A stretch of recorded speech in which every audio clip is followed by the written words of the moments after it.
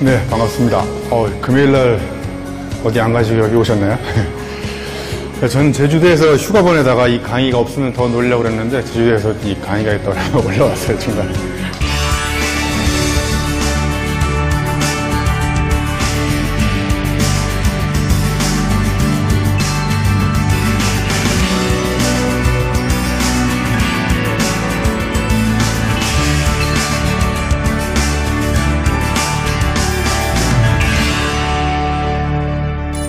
아름다움이라는 게 뭘까? 결국은 세상에서 가장 아름답게 사는 사람들을 이렇게 주변에서 보면 전부 다 나다움을 찾아가는 사람들인 것 같아요. 그죠? 그리고 나답게 사는 사람. 남들처럼 사는 사람이 아니라 나답게 사는 사람. 그래서 가만히 보면, 예를 들면, 김제동답게. 그죠? 그 다음에 또, 강호동답게. 근데 만약에 김제동이 강호동을 흉내내거나, 강호동이 김제동을 흉내내기 시작하면서부터는 나다움을 잃어버리게 되고 결국은 이제 아름답지 않고 불행하게 인생을 살 수 있다 이런 이야기를 하려고 합니다. 여러분 사람이 가장 아름다울 때 입모양이 이렇게 직선일 때 아름다워 보일까요? 아니면 이렇게 휘어 있을 때 아름다울까요? 이렇게 동그랗게 곡선 모양으로 될 때 아름답죠? 그러니까 사람과 사람을 연결시켜주는 가장 짧은 선도 사실은 직선인 것처럼 보이지만 직선인 사람끼리 이렇게 서로 만나면 금방 친해질까? 아니면 쉽지 않죠? 친해지기가. 입모양이 이렇게 웃는 모양, 곡선인 사람들이 서로 만나면 금방 친해질 수 있다 이런 이야기를 합니다. 그래서 이제 제가 저를 소개하는 장표 중에 하나가 여기 가운데 있는 사람은 누군지 아시죠? 이 엘빈 토플러는 아시죠? 엘빈 토플러. 그 다음에 왼쪽에 보시면 브라이언 트래시라고 자기개발 세계적인 전문가예요. 이 오른쪽에 있는 사람은 어디서 많이 본 사람이죠? 이 세 사람의 공통점은 뭘까요? 이 세 사람은 잘 알려져 있지는 않지만 세계적으로 유명한 3대 용접공 출신이라는 거예요. 그죠?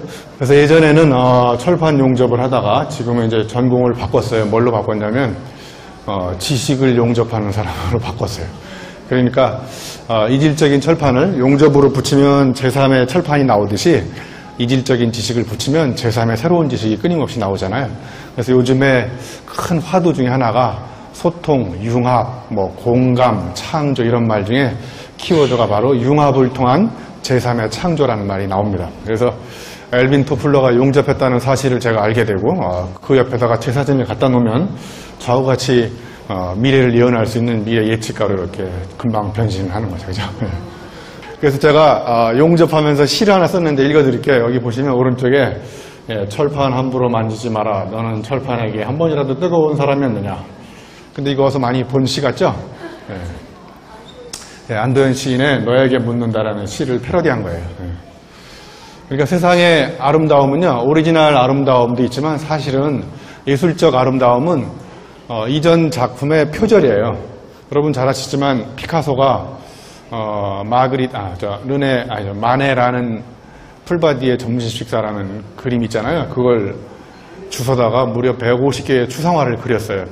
표절해가지고. 근데 또 가만히 보면 그 마네의 60년대 그 풀바디의 점심 식사의 그림은 오리지널이 아니고 1500년대 그렸던 새 화가의 그림을 적당히 주워다 편집해가지고 여자가 벗은 위치하고 앉은 위치만 바꿔놓고 살짝 바꾼 거예요.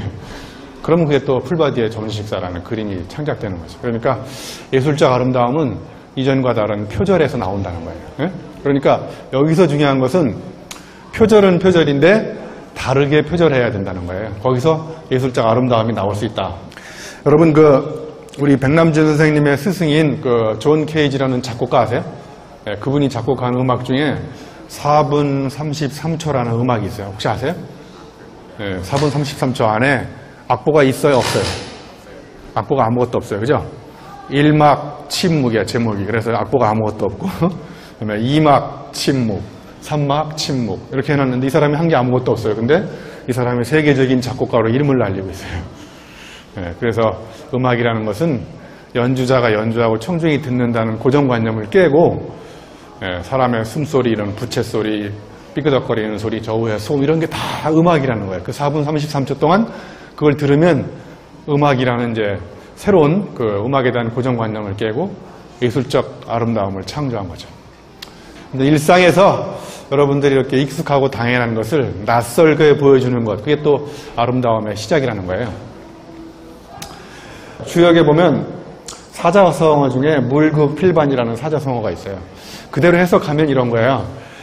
사물이 극에 달하면 필, 반드시 반전을 일으키는 지점이 나타난다는 거예요. 그러니까 여러분도 이렇게 우여곡절과 전전긍긍하고 호시탐탐, 시행착오를 이렇게 겪으면서 어느 시점에 가면 이렇게 이제 폭발적으로 반등하는 지점이 나타나는데, 이게 바로 이제 사물은 극에 달하면 밑바닥을 치면 올라가는 지점이 나오고요. 올라가면 다시 또 내려와야 되고, 이게 이제 순환적으로 이렇게 리드미컬하게 인생이 그런 전반적으로 곡선의 형태로 이루어진다는 거예요.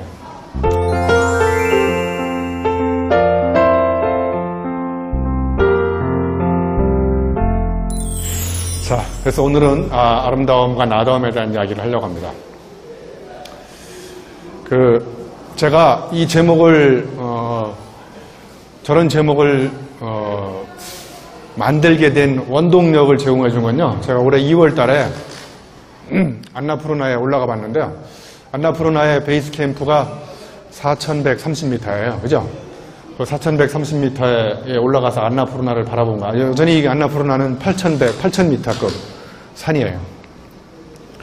그래서 거기 가서 보니까 안나푸르나가 정말 아름답더라고요. 그래서 제가 왜 아름다울까 잠시 생각해 보니까 제가 위험한 곳에 있기 때문에 아름답더라고요.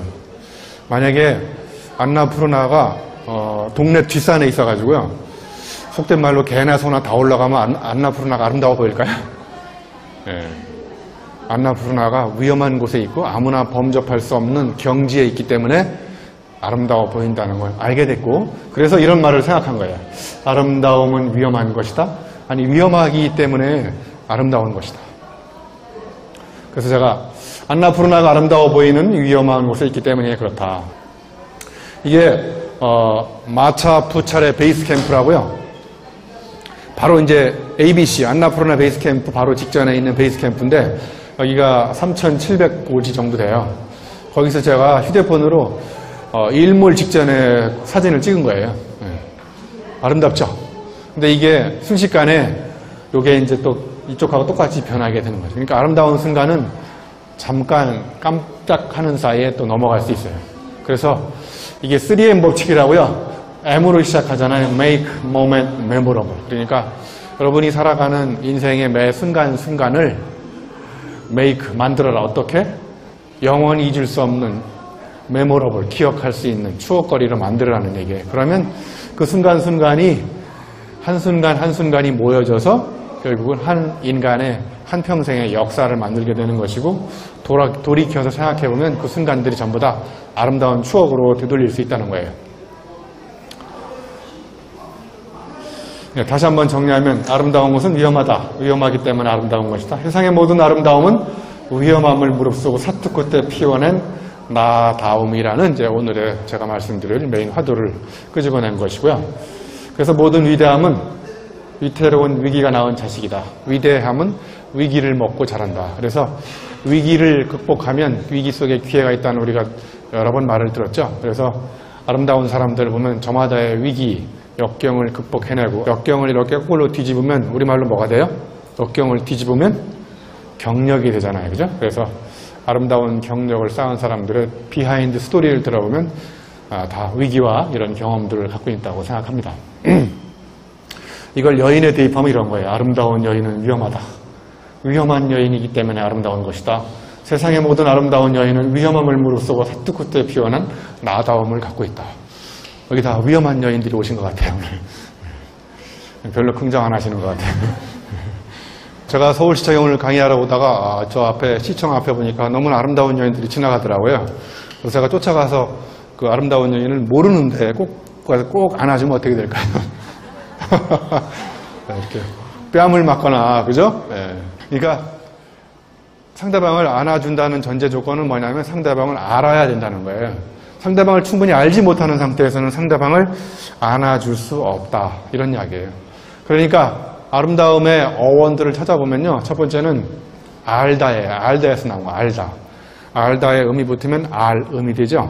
그게 그냥 이렇게 발음하면 이제 아름해서 아름다움이 된 거예요. 그러니까 뭔가에 대해서 제대로 알고 있는 사람, 이런 사람이 아름다운 사람이라는 거예요. 그러니까 아름다움은 아름다움의 반대말은 추함이 아니라 모름다움이라는 거예요. 그죠?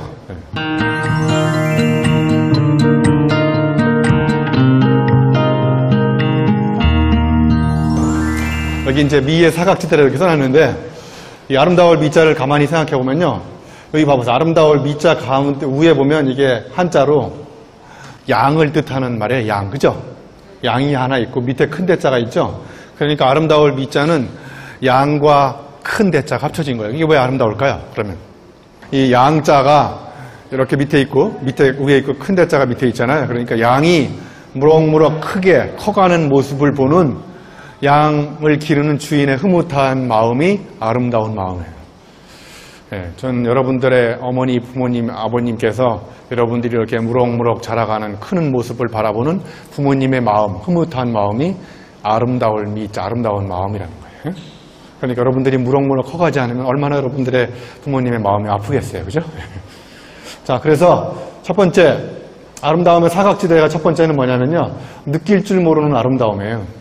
여기 미인이라고 제가 써놨는데 인자가 뭐냐면 어질인자예요. 어질인자가 우리말로 그냥 쉽게 번역하면 느낄 줄 아는 능력이에요. 공자 철학의 핵심이기도 하잖아요. 인. 느낄 줄 안다. 그러니까 머리로 아는 능력이 중요한 것도 있지만 가슴으로 느낄 줄 아는 능력이 중요한데 사람들의 느낌이 점점 실종되어 가고 있다는 거예요. 네? 그러니까 이 이야기는 뭐냐면 책상에 앉아가지고 머리로 이해할 수는 있어요. 그런데 가슴으로 느끼려면 어떻게 해야 되냐면요. 내 몸을 움직여가지고 실제 체험을 해봐야 체험을 해보는 순간 내 가슴으로 느낌이 온다는 거예요. 그러니까 가슴으로 느끼려면 체험을 해봐야 된다는 거예요. 그러니까 체험하지 않고 느낄 수는 없어요. 그러나 체험하지 않고도 책상에 앉아서 머리로 이해할 수 있다는 거예요. 근데 이게 점점 실종되고 있다는 거예요. 체험적 느낌이. 두 번째, 여기 아까 말씀드렸죠. 깊은 알미 없는 아름다움. 그러니까 뭔가에 대해서 이렇게 사람들이 깊게 파고 들어가서 그 원류와 원전 이런 걸 찾아보려고 하는 그런 아까 말했죠. 진정한 아름다움은 제대로 아는 거라고 그죠. 그러니까 대강 대충 피상적으로 알게 되고 또 사색을 안 하고 주로 이렇게 인터넷으로 검색해서 단편적인 지식 정보를 알게 되고 마치 그것이 그 지식의 전부이냐 이렇게 또 생각하게 되고 이런 것들이 이제 판을 치면서 사람들이 뭔가를 파고 들어가는 그런 알을 추구하지 않게 되는 이런 역기능이 발생하고 있다. 그 다음에 이게 참을인자예요. 그래서 모든 아름다움은 또 하나의 원전을 찾아보면 알타 있죠. 알타를 쓰려면 아에다가 니을 받침과 히읗 받침을 섞어야 되죠. 니을 히읗 그죠? 그래서 그게 알흠이 된 거예요. 그죠? 알흠. 그래서 아름다움은 아픈 사람들이 앓고 난 사람이 보여주는 그런 거를 우리가 또 알흠다움이라고 그래요. 여기 보시면 마지막 불쌍히 여길 줄 모르는 아름다움. 여기 이제 연민할 때 연자거든요. 그러니까 세종대왕이 예를 들면 한글을 모르는 국민을 아주 고소하게 여겼나요? 그럼 어떻게 여겼어요?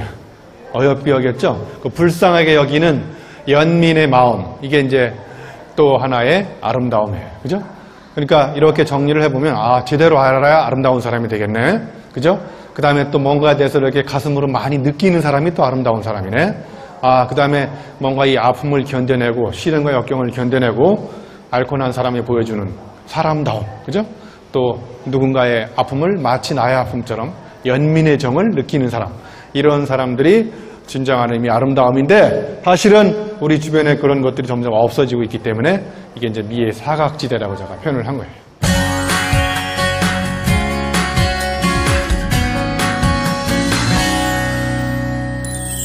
자, 아름다운 사람이 되려면 어떻게 해야 될까? 간단하게 이제 영어 단어 responsibility라는 말을 한번 생각해 보면요. 여기 그대로 써 있듯이 responsibility가 책임인데 여기 response라는 말하고 뒤에 있는 ability를 합쳐가지고 첫 번째 response는 뭔가에 반응한다는 뜻이죠. 네. 제가 이분을 이렇게 머리를 쓰다듬으려고 그러면 반응을 하잖아요. 그죠? 네. 이게 response예요. 그 다음에 이제 ability는 능력이잖아요. 그죠?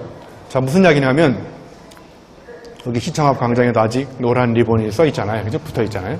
세월호의 아픔에 대해서 리스폰스 할 수 있는 능력은 결국 세월호가 특정한 몇 사람의 책임일 수도 있지만 많은 사람들이 거기에 n분의 1의 공헌을, 나쁜 의미의 공헌이죠. 기여를 했기 때문에 그런 아픔들이 사회적으로 드러난 거죠. 그죠?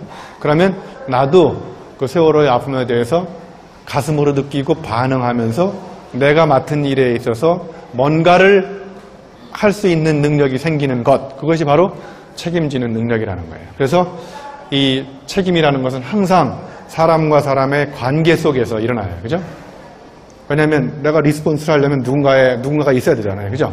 그래서 그런 관계의 아픔이 결국은 책임으로 다가올 수도 있다. 그런 것을 보고 느끼고 실제로 행동할 수 있는 사람들이 책임지는 사람이고, 책임지는 사람이야말로 가장 아름다운 사람이다. 이런 이야기를 드리려고 합니다. 자, 정리하면요. 이게 감상실이라고 있는데요.